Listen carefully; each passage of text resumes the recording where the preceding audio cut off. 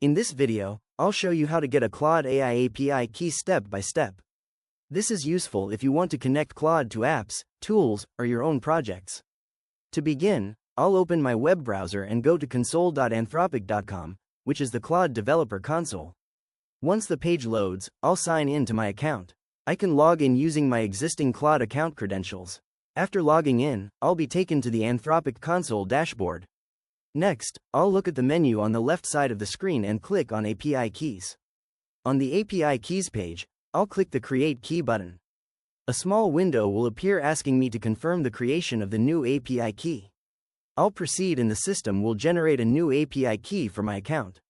Once the key appears, I'll click Copy to copy the API key to my clipboard. It's important to store this key somewhere safe because it allows applications to access the Claude API. Now I can use this API key in my code, applications, or integrations that support the Claude API. And that's it, I've successfully generated a Claude AI API key. If you found this tutorial helpful, please consider liking the video and subscribing for more quick AI tutorials and guides.